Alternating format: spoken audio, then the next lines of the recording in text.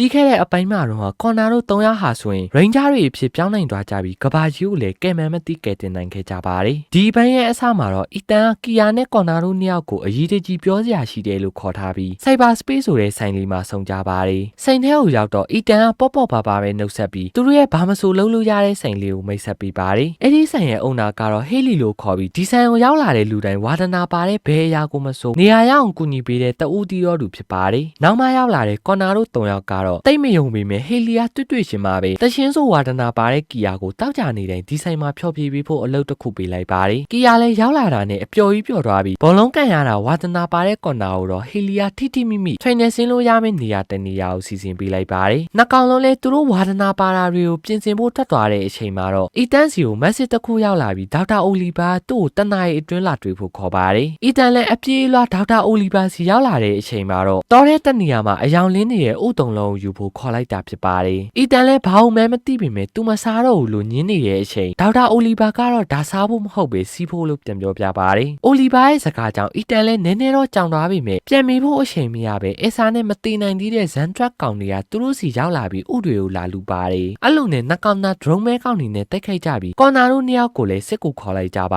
တယ်ကွန်နာနဲ့ကီယာတို့2ယောက်ကလည်းရလျာအရက်ကနေအပြေးလွှာရောက်လာခဲ့ကြပြီးရိန်းဂျာတွေအဖြစ်နဲ့မြန်မြန်ဆန်ဆန်ပဲတိုက်ခိုက်ကြပါတယ်ထုံးစံအတိုင်းရိန်းဂျာတွေကရိန်းဂျာတွေပဲဖြစ်တာကြောင့်ဒရုန်းမဲကောင်တွေကိုလွယ်လွယ်ပဲအနိုင်ယူနိုင်လိုက်ပြီးအဆာတို့2ကောင်လည်းပြန်ပြေးသွားကြပါတယ်ဘောလုံးကန်နေရင်ကနေတိုက်ပွဲစီကိုအသေးအတန်ပြေးလာတဲ့ကွန်နာကတော့တိုက်ပွဲပြီးသွားလို့သူ့ဘောလုံးပွဲကိုပြန်သွားတဲ့အချိန်မှာတော့ဘောလုံးပွဲကပြီးသွားပြီဖြစ်ပါတယ်ကွန်နာရဲ့နီးပြကလည်းပွဲချိန်အတွင်းထွက်သွားတဲ့ကွန်နာကိုဆင်းရင်ပယ်လိုက်တာကြောင့်ရိန်းဂျာသွားလုံးနေတဲ့ကွန်နာလည်းဝါသနာပါတဲ့ဘောလုံးသမားပဲလုပ်ရမလားရိန်းဂျာပဲလုပ်ရမလားဆိုတာကိုဝေခွဲမရဖြစ်လာပါတယ်အီတန်နဲ့ကီယာတို့2ယောက်ကတော့ Cyber Space ဆိုင်လေးမှာအခုမှအသစ်ဝင်လာတဲ့ Trent ဆိုတဲ့ကောင်လေးနဲ့အီတန်ကတော့ကီယာကိုတောင်းစားမြောက်စားလုပ်နေပြီးအလုံးနဲ့ဘဝထပ်တူကြနေကြပါတယ်အဲ့အချိန်ကွန်နာတယောက်ကတော့ရိန်းဂျာဖြစ်လာတဲ့သူ့ဘဝကိုအကြီးအကျယ်စိတ်ပြတ်နေပြီးဒေါက်တာအိုလီဗာနဲ့တွားတွေ့ဖို့လုပ်နေပါတယ်အီတန်နဲ့ကီယာတို့2ယောက်ကလည်းကွန်နာနဲ့အတူဒေါက်တာအိုလီဗာအိမ်ကိုလိုက်သွားတဲ့အချိန်မှာတော့အိုလီဗာတူယူလာတဲ့ဥတွေကနေအကောင်ပေါက်လာတဲ့ဒိုင်လွန်စောကောင်လေးတွေနဲ့တိုင်ပန်နေပါတယ်အဲ့လိုတိုင်ပန်နေတဲ့အိုလီဗာကိုကွန်နာကသူ့နေရာမှာတခြားတယောက်ကိုအစားထိုးပေးလို့ရမလားလို့ထပြောလာပါတယ်အကြောင်းကတော့သူ့ရဲ့အိမ်မက်ဖြစ်တဲ့ဘောလုံးသမားဘဝကိုလက်လွတ်မခံနိုင်လို့ပဲဖြစ်ပါ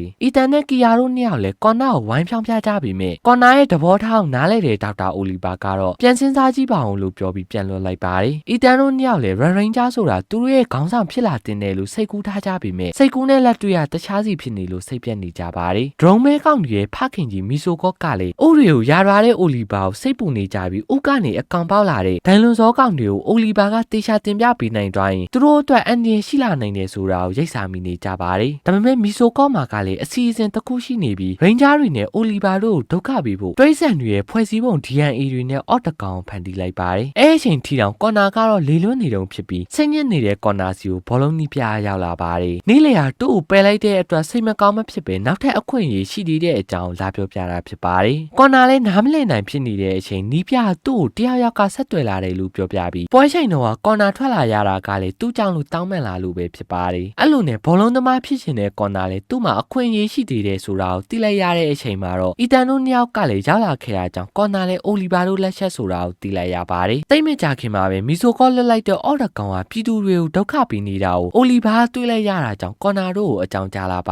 တယ်တိတိရှင်မှာပဲကွန်နာတို့3ယောက်လည်းရိန်းဂျာတွေအဖြစ်ပြောင်းလိုက်ကြပြီးတောင်းကျမ်းနေတဲ့အော်ကိုတွားတိုက်ခိုက်ပါတယ်ဒါပေမဲ့ငတ်နေမြောက်ရဲ့ DNA တွေကိုပေါင်းဆက်ထားတဲ့ငတ်မြောက်မသားကတော့ရိန်းဂျာတွေရောက်လာတာနဲ့ထပ်ပြေးသွားတာကြောင့်အိုလီဗာကဥကနေအကောင်ပေါက်လာတဲ့ဒိုင်လွန်စောတွေကိုသူတို့3ယောက်စီကိုလွတ်ပေးလိုက်ပါတယ်ချက်ဆိုငကွားကနေမိတောက်တဲ့ရိန်းဂျာ3ကောင်ကလည်းငတ်ကလအုပ်တွေမဟုတ်တဲ့ဒိုင်လွန်စောကလအုပ်3ကောင်စီပြီးငတ်မြောက်မသားနောက်ကိုလိုက်ကြပါတယ်အသေးအတန်လိုက်နေကြတဲ့အချိန်ဒရုန်းမဲကောင်တွေကလည်းမြို့ထဲမှာတောင်းကျမ်းနေတာကိုတွေ့လိုက်ရတဲ့အချိန်မှာတော့ကွန်နာကကလေးတယောက်ကိုဝင်ကဲဖြစ်သွားပါတယ်အဲ့ဒီကလေးရဲ့ကြီးစိုးတင်မာရဲ့ဆိုတဲ့စကားကကွန်နာရင်ထဲမှာတခုခုကိုခန်းစားမိသွားပြီးငတ်မြောက်မသားကိုလည်း3ကောင်သာနောက်ကနေလိုက်ရင်သူတို့ရဲ့ Zero Plus Star ကြီးနဲ့အံပေးလိုက်ကြပါတယ်အဲ့လိုနဲ့ကွန်နာတို့3ယောက်ကအဆုံးသတ်နိုင်သွားပြီလို့ထင်လိုက်ကြတဲ့အချိန်မှာပဲအစိမ့်စိမ့်အမော်မှာဖြစ်သွားတဲ့အော့ခန္ဓာကိုယ်ပေါ်ကိုအက်ဆစ်မိုးတစ်ခုကရွာလာပါတယ်ကွန်နာတို့3ယောက်လည်းဘာမှမသိပဲဖြစ်နေကြတော့မှပဲငတ်မြောက်မသားကြီးကကြီးထွားခြင်းအတွင်းနဲ့အသက်ပြန်ရှင်လာတာကြောင့်ကွန်နာတို့3ယောက်လည်းဘာဆက်လုပ်ရမလဲဆိုတာကိုအိုလီဗာစီမှာအကူအညီလမ်းတောင်းကြပါတယ်အိုလီဗာကလည်းချက်ချင်းပဲဒိုင်လွန်စောသားရဲ့ကောင်ကြီးတွေကိုလွတ်ပေးလိုက်တာကြောင့်ကွန်နာတို့3ယောက်လည်းအဲ့ဒီကောင်လေးနဲ့မကစောပြောင်းလိုက်ကြပြီးငတ်မြောက်မသားကိုနောက်ထပ်တစ်ခါအံပေးလိုက်ကြပါတယ်တိုက်ပွဲပြီးဆုံးသွားတဲ့အချိန်မှာတော့ကလီမာတယောက်ရဲ့ကြီးစိုးတင်မာရေးဆိုတဲ့စကားကဇဝေဇဝါဖြစ်နေ ရဲ့ကော်နာကို Ranger ဆက်လုပ်ဖို့ရွေးချယ်ဖြစ်သွားပါတယ်။အဲ့လိုနဲ့3ယောက်သာ Oliver နဲ့တွေ့ဖို့ရှိန်ထားတဲ့ Cyber Space ဆိုင်မှာစောင့်နေကြရင်သူတို့မတိလိုက်ခင်မှာပဲ Oliver ကတော့ drone မဲကောင်တွေရဲ့ဖန်တာကိုခံလိုက်ရပါတယ်။ဒါကတော့ဒိုင်နွန်တန်တာအပိုင်း3ဖြစ်ပါတယ်။